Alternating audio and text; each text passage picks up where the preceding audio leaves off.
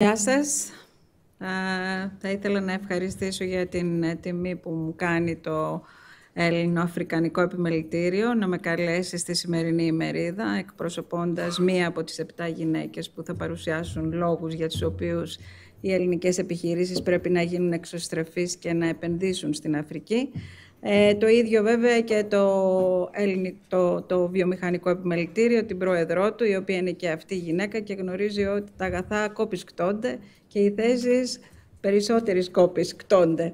Λοιπόν, σαν Μαριάννα Γαβριήλ θα σας παρουσιάσω την Γκάνα, γιατί εκεί ζω και στην Γκάνα βρίσκομαι ως επίτιμη πρόξενος της Κύπρου και της Ελλάδος, γενική πρόξενος της Ελλάδος, και θα ήθελα να δούμε κάποια πράγματα τα οποία δεν τα ετοίμασα μόνη μου, τα ετοίμασα μαζί με το κέντρο προσέλκυσης επενδυτών, κάτι σαν το Enterprise τέλος πάντων της Γκάνας, το οποίο είναι πολύ φιλικό και την τελευταία 20 ετία προσπαθεί πράγματι να κάνει πάρα πολλή δουλειά. Λοιπόν, αρχίζοντας να σας πω ότι η Γκάνα, για αυτούς που δεν το ξέρουν, είναι μια χώρα στη Δυτική Αφρική, είναι δυτικότερα της Νιγηρίας και ανατολικότερα της ακτής Ελεφαντοστούν. Έχει βγαίνει στη θάλασσα, δηλαδή στον Ατλαντικό ωκεανό, και από εκεί και πέρα στον κόλπο της Γουινές, και έχει πληθυσμιακά έναν αριθμό περίπου 27 εκατομμυρίων ανθρώπων, οι οποίοι ζουν και είναι κάτοικοι της Γκάνας. Η πρωτεύουσά της είναι η Ακρά, το μεγαλύτερο λιμάνι της είναι η Τέμα, και η δημοκρατία της μετά το 1960, που υπήρξε η απελευθέρωση από τους Άγγλους, που ήταν οι τελευταίοι κατακτητές στην Γκάνα, πέρασε μία 30 ετία στην οποία προσπαθούσε και αυτή να ισορροπήσει ανάμεσα σε διάφορα πολιτικά συστήματα, και στη συνέχεια τα τελευταία 30 χρόνια είναι καθαρά δημοκρατική, όπως είμαστε εμείς, με προεδρική δημοκρατία και προέδρους οι οποίοι εκλέγονται καθαρά δημοκρατικά κάθε 4 χρόνια. Σας έβαλα αυτό επειδή δεν με ξέρετε και έτσι λίγο να ζω στην Αφρική. Ήρθα μόνο και μόνο για την ημερίδα και ξαναφεύγω. Αυτό δεν το λέω γιατί σας τιμώ, με τιμάτε βασικά, απλώς να το ξέρετε ότι ζω εκεί. Έχω δραστηριοποιηθεί στην Αφρική μια και είμαι από το 2007, δηλαδή 16 χρόνια, καταρχήν στις τηλεπικοινωνίες και στη συνέχεια εμπόριο, ενέργεια, κατασκευές. Είμαι ενεργό μέλος της ελληνικής και κυπριακής κοινότητας. Δεν είμαστε πολλοί, αλλά είμαστε αξιοσημείωτοι. Είμαι μέλος του μη κερδοσκοπικού οργανισμού του Σχολείου του Αγίου Νικολάου. Ίσως κάποιος από εσάς να έχει δει τα τελευταία 2 χρόνια κάποιες παρουσιάσεις παιδιών, 190 παιδιών από την Γκάνα, τα οποία υποστηρίζουμε όχι μόνο εμείς, αλλά και το Υπουργείο Εξωτερικών τα τελευταία χρόνια. Είμαι από το 2015 επίτιμη πρόξενος της Κύπρου, είμαι από το 2016 διοικητικός στέλεχος της Μυτιληναίου στην επέκτασή του στην Αφρική και είμαι από το 2022 επίτιμη γενική πρόξενος της Ελλάδας στην Γκάνα. Θα ήθελα μόνο εδώ να πω ως γυναίκα, επειδή έχουμε ένα πάνελ γυναικών και μιλάμε για γυναίκες, ο λόγος που πήγα στην Αφρική και δεν πήγα σε άλλη χώρα το 2007, είναι ότι την επέλεξα λόγω του ότι σεβόταν την επιχειρηματικότητα τη γυναικεία. Ο πελάτης μου τότε στις τηλεπικοινωνίες θέλει να με στείλει στη Σαουδική Αραβία, στην Ιεμένη και σε μια σειρά από χώρες τις οποίες δεν καταλάβαινα πώς θα τα βγάλω πέρα ως γυναίκα επιχειρηματίας. Έτσι λοιπόν, όταν με προσέγγισε για την Γκάνα, μου είπε ότι η Γκάνα είναι μια χώρα στην οποία η βασική επιχειρηματικότητα η καθημερινή είναι από τις γυναίκες. Από εκεί ξεκινάει και έτσι ξεκίνησα. Επομένως, ξεκινώντας τώρα την δική μου την παρουσίαση, πάμε κατευθείαν στο θέμα. Το θέμα είναι γιατί να επενδύσω στην Γκάνα. Έχουν δώσει λοιπόν 10 λόγους. Ο τελευταίος, ο 10ος, είναι λίγο δύσκολος, με την έννοια του ότι η οικονομία αυτή την περίοδο είναι σε bailout, δηλαδή σε ύφεση. Αυτό όμως δεν σημαίνει κάτι. Επομένως, πάμε να σας πω λίγο αυτά τα πράγματα που λέμε γιατί στην Γκάνα. Από όλα όσα ακούσαμε και θα ακούσουμε, νομίζω ότι η Γκάνα διακρίνεται για την σταθερότητά της και την ειρηνική, τέλος πάντων, διαβίωση των ανθρώπων που βρίσκονται εκεί. Έχει 30 χρόνια διάλειπτης διακυβέρνησης, όπως είπα πριν, 8 διαφορετικές δίκαιες εκλογές. Είναι πρώτη στη Δυτική Αφρική ως πιο ειρηνική χώρα στο 2020 Global Peace Index. Θεωρείται ως τρίτη στο Ease of Doing Business, πάλι το 2020. Και βέβαια έχει τη δυνατότητα κάποιος που έρχεται στην Γκάνα να έχει 100% δική του επιχείρηση. Δεν χρειάζεται να έχει τοπικό συνεταίρο. Βέβαια αυτό σημαίνει ότι σε κάποιες κατηγορίες επιχειρηματικών δραστηριοτήτων σου ζητούν μεγάλη καταβολή κεφαλαίου.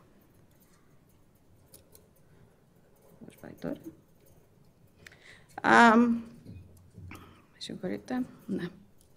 Λοιπόν, το άλλο καλό της Γκάνας είναι ότι για να ταξιδέψει κάποιος στην Γκάνα από όπου βρίσκεται, Μέση Ανατολή, Ευρώπη ή Αμερική, θέλει 8 ώρες, δεν χρειάζεται παραπάνω, και από South Africa. Έτσι, γιατί η Νότιος Αφρική είναι πολύ μεγάλη οικονομία. Εκτός από αυτό, η Γκάνα είναι πλέον και η πρωτεύουσα γιατί της γραμματείας της Ένωσης Εμπορίου, της Αφρικανικής Ένωσης Εμπορίου, η οποία προβλέπεται να γίνει πολύ ισχυρή, ισχυρότερη και από την Ευρωπαϊκή Ένωση, τουλάχιστον στο επίπεδο του πληθυσμού, 1,2 δις άνθρωποι. Το GDP τους προβλέπεται να φτάσει στα 2,53 και θα έχει 55 χώρες μέλη. Άρα η Αφρικανική Ένωση Εμπορίου τα επόμενα 30 χρόνια νομίζω θα παίξει ένα βασικό ρόλο και είναι ανάμεσα στα πλάνα που έχουν είναι να δημιουργήσουν και το δικό τους νόμισμα, για να μην έχουν αυτά τα προβλήματα μετά πάρα πολλά νομίσματα τα οποία άγονται και φέρονται ανάλογα με τις πολιτικές του δολαρίου κτλ. Λοιπόν, το επόμενο που προτείνουν οι Γκανέζοι λένε ότι παιδιά έχουμε πολύ καλό ανθρώπινο κεφάλαιο. Η πραγματικότητα είναι ότι τα τελευταία χρόνια η κυβέρνηση έδωσε δωρεάν και τις σπουδές λυκείου, που σημαίνει ότι ο κόσμος μπορεί να πάει πλέον και στο λύκειο, δεν σταματάει στο γυμνάσιο. Βέβαια, το επίπεδο μόρφωσης στην Γκάνα δεν είναι το ίδιο με το επίπεδο μόρφωσης στην Ευρώπη και στην Αμερική. Μιλάμε για λιγότερες δυνατότητες, αλλά παρόλα αυτά υπάρχει η προσπάθεια για να μπορέσουν να προχωρήσουν και να αναπτυχθούν ακόμα περισσότερο και σίγουρα οι περισσότεροι, αν έχουν τελειώσει το λύκειο, μετά πάνε και σε πανεπιστήμια. Ο αναλφαβητισμός τους, τέλος πάντων, έχει πέσει αρκετά τα τελευταία χρόνια. Τώρα, πάμε στον πλούτο. Εννοείται ότι η Γκάνα, ως άλλη αφρικανική χώρα, ό,τι ακούσατε για την Νιγηρία και την Νότια Αφρική, τα έχει και η Γκάνα, τα έχει και το Κόγκο. Και τα έχουν και η Τανζανία. Δηλαδή, δεν είναι ότι διαφέρουν πάρα πολύ οι χώρες της υποσαχάριας Αφρικής. Η Γκάνα είναι η δεύτερη μεγαλύτερη παραγωγός χρυσού στην Αφρική. Η πρώτη είναι η Νότιος Αφρική. Επίσης, έχει μεγάλα αποθέματα βωξίτη. Η πρώτη σε βωξίτη στην Αφρική είναι η Γουινέα Κόνακρη. Έχει σίδερο, έχει μαγνήσιο, έχει λίθιο, που γίνεται πολλής λόγος τώρα τελευταία. Έχουμε πετρέλαιο, το οποίο είναι σε εξόρυξη, δηλαδή βγαίνει πετρέλαιο, πουλιέται πετρέλαιο, αυξάνεται το GDP της χώρας, έχει φυσικό αέριο, διαμάντια κτλ. Ένα άλλο βέβαια πολύ δυνατό της κομμάτι είναι το κακάο. Είναι πάρα πολύ δυνατή στο κακάο. Είναι η δεύτερη παραγωγός κακάο στον κόσμο. Πρώτη είναι η ακτή ελεφαντοστού. Και εκεί υπάρχει μια μεγάλη τάση για συνεργασίες και συνέργειες και νομίζω ότι είναι ένας τομέας στον οποίο θα πρέπει και οι ελληνικές επιχειρήσεις να τον δουν, τουλάχιστον αυτές οι οποίες ασχολούνται με το κομμάτι που είναι κοντά στο κακάο, τέλος πάντων. Έχει καλές υποδομές, έχει 2 τεράστια λιμάνια. Ένα στην ανατολική πλευρά και ένα στη δυτική, εμπορευματοκιβώτια, ξηρό φορτίο. Νομίζω ότι θέλει κάποιος να κάνει, μπορεί να το κάνει, είναι σχετικά πρόσφατα, δηλαδή τελείωσαν το 2016, το ένα, το άλλο προχωράει σε δεύτερη φάση στο Τακοράντι, πάλι εκβάθυνσης. Άρα θεωρώ ότι έχει τη δυνατότητα να αποβεί και διαμετακομιστικό κέντρο για τις χώρες οι οποίες βρίσκονται στο βορρά, όπως είναι η Μπουρκίνα Φάσο, όπως είναι ο Νίγηρας, το Μάλι κτλ. Βέβαια είναι δύσκολες χώρες, αλλά παρόλα αυτά υπάρχει προοπτική. Λοιπόν, το επόμενο είναι, λένε ότι είναι φιλικοί. Και είναι πολύ φιλικοί. Είναι καλοί άνθρωποι, είναι χαμογελαστοί άνθρωποι, όπως οι περισσότεροι Αφρικανοί. Είναι λοιπόν 7η από ό,τι λέει το CNN Travel Report και από ό,τι λέει και το World Happiness Report είναι 7η στους πιο ευτυχισμένους για την Αφρική. Είναι μέλος του ΠΟΕ, όπως Παγκόσμιο Οργανισμό Εμπορίου, και είναι και επίσης, όπως είπα πριν, μέλος της Αφρικανικής Ζώνης Ελευθέρου Εμπορίου Και αυτό είναι ένας μεγάλος στόχος τους. Είχαν κάνει ένα πολύ μεγάλο συνέδριο στην Ακρά, στο οποίο συμμετείχα. Πραγματικά, αν συνεχίσουν, συμμετείχε και ο Ντάνκοτε, συμμετείχαν μεγάλα ονόματα, δηλαδή από την Αίγυπτο επίσης, ο Ήρης, οπότε θεωρώ ότι θα δούμε πράγματα από την Ένωση Εμπορίου τα επόμενα χρόνια. Μιλάει για το 19, λέει ότι είναι από τις πιο ανεπτυσσόμενες οικονομίες. Πράγματι, έκαναν καλό performance το 21, παρόλο που ήταν μετά από τον COVID, και μάλιστα κατάφεραν να φέρουν και πολλούς Αφρικανούς το 21, παρόλα τα προβλήματα του COVID από την Αμερική, και να τονώσουν και τον τουρισμό. Έχουν θεσπίσει ένα πρόγραμμα για τις επιπτώσεις του COVID. Αυτό βέβαια, αν θα δείτε, έχουν ένα ονομαστικό ΑΕΠ 61,5 δις και ένα μεικτό 77.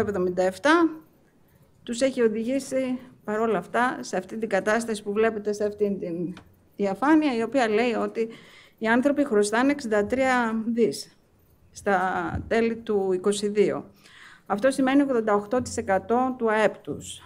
Και αυτό σημαίνει ότι προσπαθούν με κάθε τρόπο να φέρουν το ΑΕΠ στο 70% που το Σύνταγμά τους λέει ότι είναι το ανώτατο πλαφόν που μπορούν να ξεπεράσουν ως δημόσιο χρέος. Τώρα, γιατί φτάσανε εκεί? Πολλοί παράγοντες. Η αλήθεια είναι ότι ο COVID πράγματι τους τάραξε. Η αλήθεια είναι ότι οι τιμές στην αγορά ενέργειας επίσης τους κλώνησαν. Η αλήθεια είναι όμως ότι ήταν μια χώρα η οποία επί 10 χρόνια προσπάθησε να αποκτήσει υποδομές. Κάτι σαν τους Ολυμπιακούς τους δικούς μας, που πήραμε δάνεια, φτιάξαμε δρόμους, φτιάξαμε σχολεία, φτιάξαμε νοσοκομεία, φτιάξαμε γέφυρες, φτιάξαμε υποδομές, λιμάνια, φέραμε συμφωνίες. Εντάξει, γίνανε και ευτράπελα, σε όλες τις οικονομίες γίνονται, ανεξαρτήτως Αφρικής ή Ευρώπης. Οι άνθρωποι ανοιχτήκανε, τα επιτόκια ψηλά, το δολάριο δεν το ελέγχεις, πολλά δάνειά τους σε ξένα νομίσματα. Επίσης είχαν μια τεράστια κρίση ενεργειακή, δηλαδή δεν είχαν ρεύμα, είχαμε 36 ώρες διακοπή ρεύματος. Για την Γκάνα δεν είναι σύνηθες, για το Λάγος, ας πούμε, στην Ιγυρία μπορεί να είναι λίγο πιο σύνηθες να υπάρχει διακοπή ρεύματος πολλών ωρών. Παρ' όλα αυτά στην Γκάνα δεν ήταν. Προσπάθησαν να το λύσουν και πήγαν και υπέγραψαν τουλάχιστον 35 συμβάσεις παραγωγής IPPs, τέλος πάντων παραγωγής ρεύματος, οι οποίες ήταν πολύ ακριβές. Έτσι. Κάποιες από αυτές, τις οποίες τώρα τι προσπαθούν να κάνουν? Προσπαθούν, εφόσον συμφώνησαν με το Διεθνές Νομισματικό Ταμείο και την Παγκόσμια Τράπεζα, προσπαθούν σταδιακά να πάρουν τις πρώτες αποπληρωμές για να καλύψουν κάποιες από τις πρώτες δόσεις, τις οποίες πρέπει να δώσουν τουλάχιστον στα διεθνή bonds, στα οποία είναι δεσμευμένοι. Έχουν συμφωνήσει και με την Παγκόσμια Τράπεζα, που όπως βλέπετε ήδη έχουν κάποιο δάνειο, ας πούμε 4,75 δις, και με την Αφρικανική Τράπεζα Ανάπτυξης να έχουν κάποια υποβοήθηση. Το Go Ahead για να πάρουν τα λεφτά από το Δούνου του το έδωσε το Paris Club, και το Non-Paris Club συναντήθηκαν στο Παρίσι και είπαν ότι θα υποστηρίξουμε και θα κάνουμε πιθανόν ένα haircut, κυρίως στα θέματα arrears που έπρεπε να πληρωθούν. Στο Paris Club, να καταλάβετε, η Αγγλία και το Βέλγιο περιμένουν να πάρουν κανένα δισεκατομμύριο από την Γκάνα, και άρα αυτό είναι σταματημένο αυτή τη στιγμή. Το Non-Paris Club μόνο η Κίνα είναι 1,6. Άρα και σε ομόλογα βέβαια, όπως βλέπετε παρακάτω, υπάρχουν διάφορα πράγματα. Υπάρχουν και κάποιες εγγυήσεις περίπου ύψους 800 εκατομμυρίων δολαρίων, οι οποίες εγγυήσεις, ένα μέρος από αυτές βγαίνει με assets. Δηλαδή, ας πούμε, σαν να έχουμε τη δική μας τη ΔΕΗ, και επειδή χρωστάει λεφτά το δημόσιο, έχει βάλει ενυπόθηκη τη ΔΕΗ για να μπορεί να την πάρει ο Κινέζος κτλ. Και να πει ότι πήρα τα λεφτά μου πίσω, θα πάρω τα έσοδα από αυτήν και θα την απελευθερώσω μετά. Ενώ ότι υπάρχουν πάρα πολλοί μηχανισμοί με τους οποίους έχει κινηθεί. Παρόλα αυτά, δεν νομίζω ότι η Γκάνα θα βρεθεί σε πρόβλημα. Έχει κάνει 17 προγράμματα Δουνουτού. Κάποια τα έχει κάνει ο κύριος Μουσούρης που είναι μαζί μας εδώ. τους έχει βοηθήσει ιδιαιτέρως στα χρόνια τους μετά την απελευθέρωση. Οπότε υπάρχει λοιπόν η πίστη ότι με μία εξωστρέφεια από την πλευρά τους, με προσέλκυση καλών νέων επενδυτών, με αναστάτωση ως προς τα δημοσιονομικά τους υπό την έννοια του ότι δεν θα δώσουν μεγάλες αυξήσεις, μειώνουν τα μεγάλα αυτοκίνητα που τους αρέσανε στο δημόσιο, δεν θα κάνουν πολλά retreats για συμβούλια στα ξενοδοχεία, αυξήσαν λίγο τις φορολογίες, μειώσανε τα benefits που έχει ένας επενδυτής στο να έχει tax waiver, δηλαδή να μην φορολογείται για κάποια χρόνια, όχι σε όλους όμως τους κλάδους, σε κάποιους από τους κλάδους.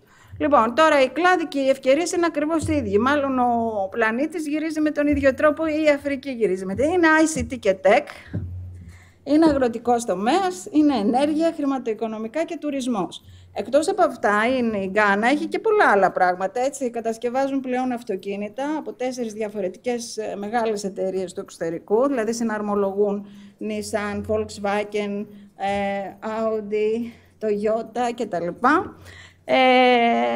Προσπαθούν να μπουν στους τομείς, ακόμα πέτυχαν να υπογράψουν και συμφωνία για να παράγουν οι ίδιοι εμβόλια στον επόμενο COVID.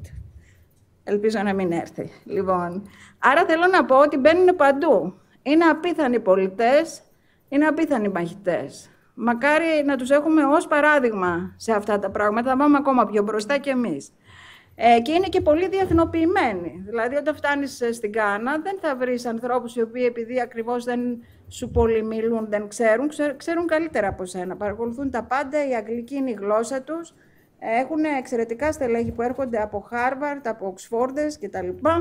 Και είναι πάρα πολύ mastermind στα οικονομικά. Λοιπόν, το ICT λέει ότι από το 2014 ως το 2020 πράγματι αναπτύχθηκε.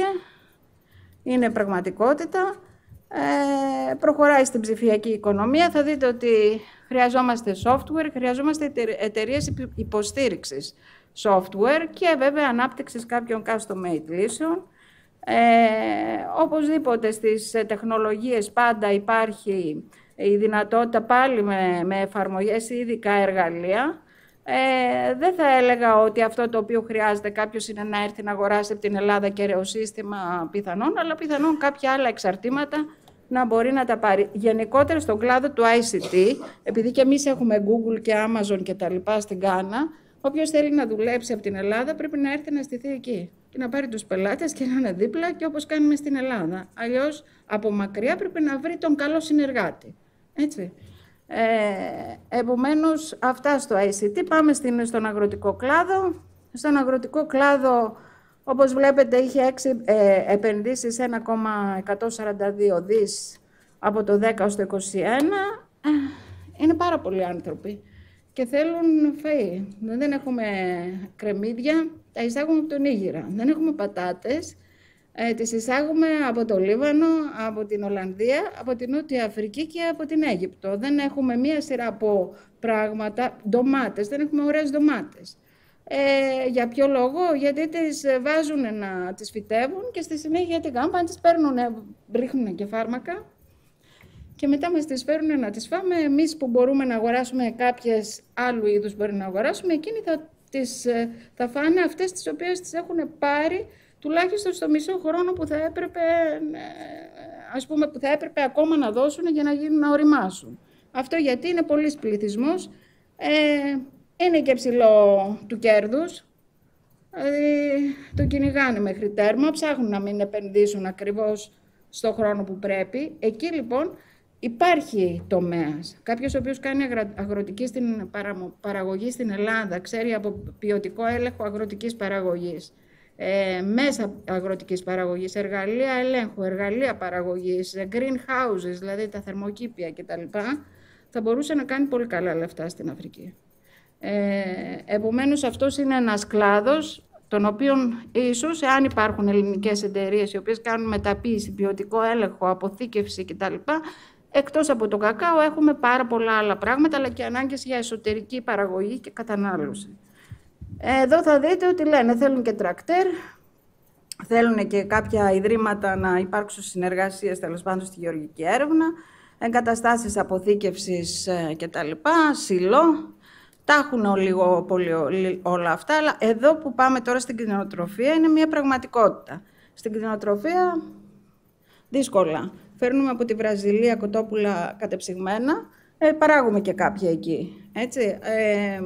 Χοιρινό έχουμε κάποιο, φέρνουμε κατεψυγμένο. Βοδινό, υπάρχουν κάποιοι άνθρωποι που έχουν κάποιο βοδινό στο βορρά, πάρα πολύ δύσκολο να έχεις φάρμες, παρόλο που η χώρα είναι full πράσινη.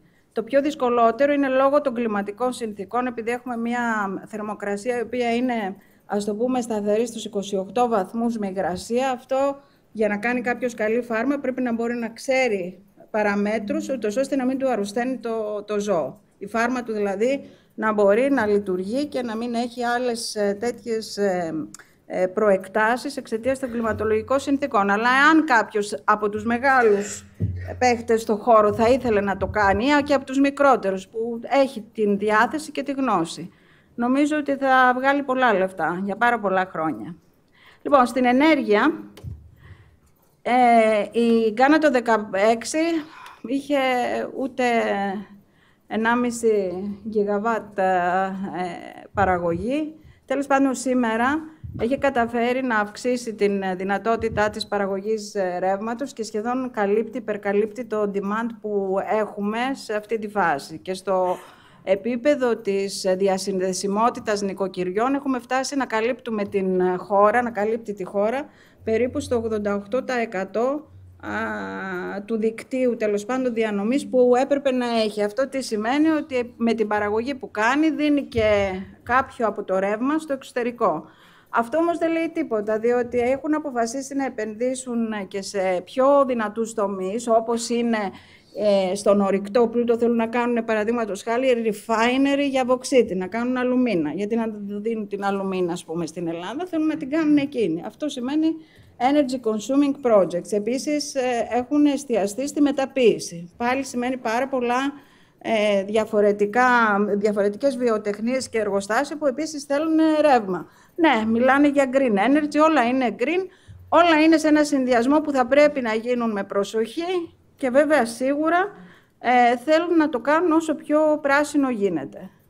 Και αυτό βέβαια είναι έτσι κι αλλιώς ένα trend της εποχής που θεωρώ ότι είναι δίκαιο και σωστό trend.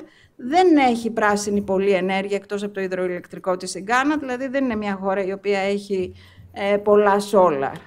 Έτσι. Προσπαθεί τώρα να αναπτυχθεί σταδιακά. Εδώ βλέπετε ότι έχουν κάποιες ανάγκες σε πιο εξειδικευμένες υπηρεσίες. Έτσι και αλλιώς την παρουσίαση θα τη δείτε εσείς που είσαστε εδώ, γιατί θα την δώσουμε θα τη δώσει δηλαδή το Ελληνοαφρικανικό Επιμελητήριο και το ΕΒΑ, οπότε θα μπορείτε να δείτε συγκεκριμένα πράγματα για την ενέργεια. Χρηματοοικονομικές υπηρεσίες. Με ό,τι σημαίνει αυτό, έχουν τράπεζες, κάνανε recapitalization, δηλαδή ανακεφαλαιοποίηση των τραπεζών με αυτή την κατάσταση που υπάρχει, γιατί οι τράπεζες είχαν πάρα πολλά γραμμάτια του δημοσίου, του γκανέζικου. Άρα σημαίνει με την κρίση και με τα bonds βρίσκονται σε δύσκολη θέση, όπως στην Ελλάδα. Άρα οι τράπεζες θέλουν ανακεφαλαιοποίηση, θέλουν καινούριους επενδυτές. Κάποιες από αυτές που είναι από την Νότια Αφρική, όπως η Stanbic, παραδείγματος χάρη, ανακοίνωσε διπλασιασμό του μετοχικού κεφάλαιου. Αυτές είναι δυνατές τράπεζες. Οι πιο μικρές, κάποιες από την Ιγυρία, έχουν επίσης τη δυνατότητα, έχουν ανακεφαλαιοποίηση. Τώρα, από εκεί και πέρα υπάρχουν ευκαιρίες στο χρηματοοικονομικό τομέα, στις ασφαλίσεις, στο ρίσκο και ούτω καθεξής, και στον τουρισμό. Ο τουρισμός της Γκάνας είναι vice versa. Οι πλούσιοι θέλουν όλοι να πάνε Σαντορίνη.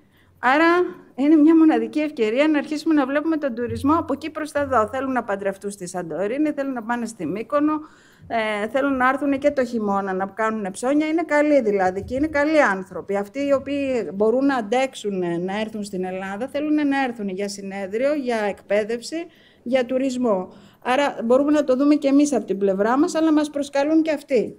Κατάφεραν μετά τον COVID να φέρουν με το year of return 2 δισεκατομμύρια στη χώρα σχεδόν, δολάρια. Από ποιους? Από τους Αφροαμερικανούς, οι οποίοι είχαν σκάσει λόγω του κορονοϊού και είπαν εντάξει, okay, το έβγαλε η κυβέρνηση της Γκάνας, πήγε ο Νανά Ακουφο-Άντο εκεί στη Νέα Υόρκη και τους είπε ελάτε παιδιά, πρέπει να έρθετε. Και ήρθαν. Πήγανε σε όλα τα κάστρα, σε όλες τις περιοχές. Δεν λέμε ότι η Γκάνα δεν είναι ότι έχει τον τουρισμό που μπορούμε να έχουμε εμείς ως προς το επίπεδο, Αλλά παρόλα αυτά, επειδή οι συνθήκες ξέρεις, και ο άλλος είναι τι ζητάει. Όταν πας στην Ινδία, ψάχνεις να βρεις κάτι. Άμα πας στην Γκάνα να δεις το εμπόριο των σκλάβων και να δεις από πού ξεκίνησαν πιθανόν οι πρόγονείς σου, δεν έχεις πρόβλημα στις 10 μέρες. Θα κάνεις, τους κάνανε συνέδρια, τους κάνανε χορούς. Προσπαθούν να αναπτύξουν αυτό το τομέα. Εκεί μας παρακαλάνε. Λένε, ρε παιδιά, εσείς και οι Κύπροι είστε δυνατοί και είστε φιλικοί. Ας πούμε, έχουμε να δούμε πράγματα μαζί. Σας ενδιαφέρει να δείτε management ξενοδοχειακών μονάδων, συνέργειες για ξενοδοχειακές μονάδες. Άρα εκεί υπάρχει ένα άνοιγμα, το οποίο επίσης μπορούμε να το δούμε, γιατί το χειμώνα το δικό μας μπορεί να θέλουμε να κάτσουμε, ξέρω εγώ. Αλλά αν δεν θέλουμε να κάτσουμε, εκεί έχουμε 12 μήνες καλοκαίρι. Οπότε μπορούμε να έχουμε και άλλη μία επένδυση στην Γκάνα, ας πούμε, ως τομέας τουριστικός. Πρόσφατα πήγα στη Ζανζιβάρη και βρήκα μια ελληνική επιχείρηση, η οποία άνοιξε στη Ζανζιβάρη. Παραδείγματος χάρη, έχει κάνει τουρισμό εκεί, ενώ κάνει ήδη και στην Ελλάδα. Λοιπόν, να σας δείξω λοιπόν τώρα τα αποτελέσματα αυτής της μεγάλης συνέργειας. Επενδύσεις από την Ελλάδα. Μέχρι το 2023 δεν είναι σε δισεκατομμύρια, είναι σε εκατομμύρια. Είναι 4 εκατομμύρια δολάρια. Αυτά έχει το κέντρο, το GIPC, το Ghana Investment Promotion Center, στα βιβλία του, που σημαίνει άλλες εταιρείες μπορεί να ήρθανε, αλλά δεν δούλεψαν μέσα από αυτό. Έτσι. Άρα έχουμε το εμπόριό μας υπό την έννοια των επενδυτικών, όχι το εμπόριό μας ως εμπόριο με την Γκάνα, είναι στα 4 εκατομμύρια, στα 420.000, που σημαίνει ότι δεν υπάρχουν πολλοί. Στην Κύπρο βλέπουμε κάπως καλύτερα νούμερα. Αυτό γιατί η Κύπρος είναι χώρα στην οποία πολλές εταιρείες από την Ολλανδία, κυρίως από Βέλγιο, Λουξεμβούργο κτλ., χρησιμοποιούν την Κύπρο για τις αγορές της Αφρικής. Όχι υπό την έννοια της τριγωνικής και όλα αυτά που λέγανε, ας πούμε, για την Κύπρο, υπό την έννοια της ουσίας, ότι είναι πιο εύκολο και πιο προσφυλές στο περιβάλλον. Δεν θα πάνε Αγγλία, πάνε στην Κύπρο. Αλλά και εκεί δεν μπορείς να δεις πολλά πράγματα. Αυτά και πάλι λέω είναι επενδύσεις οι οποίες έχουν καταγραφεί στο Κέντρο Προώθησης Επενδύσεων της Γκάνας, το οποίο είναι πολύ φιλικό, περιμένει όποτε θέλετε να σας βοηθήσει, θα κάνουν ειδικό μπυρό για την Ελλάδα κτλ. Και επειδή τώρα εδώ τελείωσα την παρουσίαση, δεν νομίζω ότι έχω να πω κάτι άλλο πάνω στα νούμερα. Ναι, λοιπόν, θα σας πω λίγο 2-3 πράγματα τα οποία έγιναν τα τελευταία χρόνια. Από το 2021 που ήρθε πρώτη φορά ο Νίκος ο Δένδιας, ανεξαρτήτως πολιτικού χρώματος, πραγματικά υπάρχει μια μεγάλη μεταστροφή στη σχέση των αφρικανικών χωρών, τις οποίες επισκέπτεται.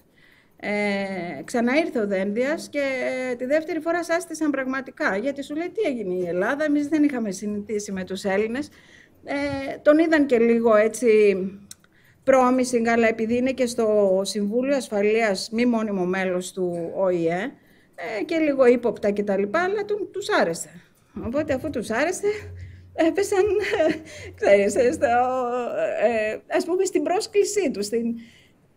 Η Υπουργός είπε θα έρθουν στην Ελλάδα. Τον Ιούλιο έχει ζητήσει να έρθει να μας δει εδώ στην Ελλάδα. Επίσης έχουν ζητήσει να κάνουμε διμερείς επαφές, σχέσεις, να ενισχύσουμε το ελληνοαφρικανικό, να ενισχύσει λίγο το θέμα της Γκάνας και να μπορέσουμε να φέρουμε ανθρώπους σε συνεργασία με το GIPC σε επαφή με την έννοια της ανταλλαγής ή ενός μπυρό το οποίο μπορεί να δημιουργηθεί.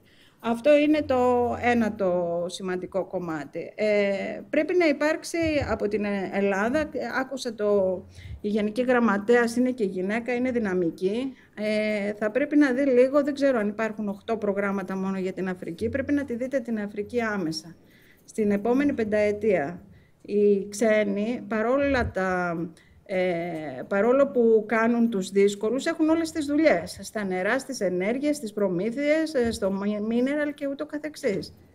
Πρέπει να το δούμε. 1,2 δις άνθρωποι, οι πιο κοντινοί ήπειρο σε εμάς, οι πιο καλοί άνθρωποι σε σχέση με πολλούς άλλους και οι πιο απλοί. Ναι, και από αυτούς απατεώνες και από αυτούς κτλ.